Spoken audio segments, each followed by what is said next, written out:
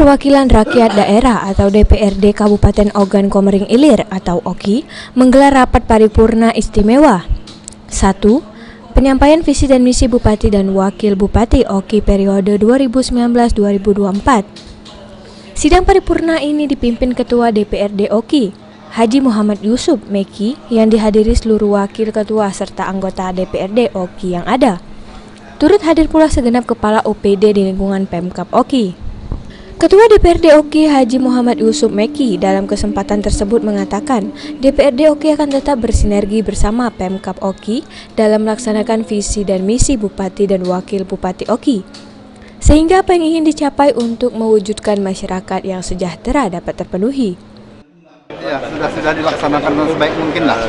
Tapi kan tetap namanya kan perlu disempurnakan lah. Bupati OKI Iskandar didampingi Wakil Bupati OKI Haji Muhammad Jafar Sodik dalam visi dan misinya menyampaikan akan melanjutkan pembangunan 5 tahun ke depan. Bupati OKI mengucapkan terima kasih kepada seluruh lapisan masyarakat karena selama 5 tahun terakhir sudah menciptakan kondisi yang kondusif. Kedepan Bupati OKI Iskandar tetap mempertahankan untuk melanjutkan pembangunan bersama Wakil Bupati Muhammad Sodik untuk mempercepat akselerasi pembangunan di OKI. Menurut Iskandar, apa saja yang telah dicapai selama ini akan ditingkatkan untuk masyarakat OKI. Selain itu, Iskandar memprogram prioritas pembangunan jalan yang merupakan urat nadi perekonomian masyarakat. Selain itu, Iskandar akan menciptakan tata kelola pemerintah yang bersih di lingkungan Pemkab OKI. Pemerintah Kabupaten OKI akan fokus di setiap sektor. Hal ini dilakukan mengingat Kabupaten OKI merupakan kabupaten terluas di Sumsel, sehingga menyesuaikan pembangunan setiap sektor dengan postur APBD yang ada.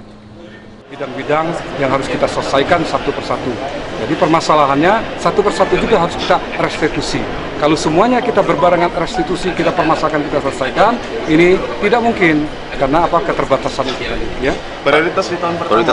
Prioritas tahun pertama pasti kita adalah untuk kita wujudkan dulu apa yang menjadikan tata kelola pemerintahan. Tata kelola pemerintahan ini harus baik, harus bersih, ya kan, harus berwibawa. Nah, baru nanti kalau ini sudah tertata rapi, yang alhamdulillah 5 tahun ini kita mendapatkan yang terbaik untuk di Sumatera Selatan, ya kan, tata kelola pemerintahan, birokrasi pemerintahan di Sumatera Selatan, ya.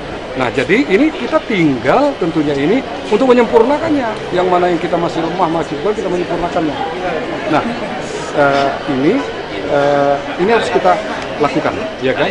Nah, baru yang misi-misi selanjutnya ini kan akan lebih mudah dilakukan.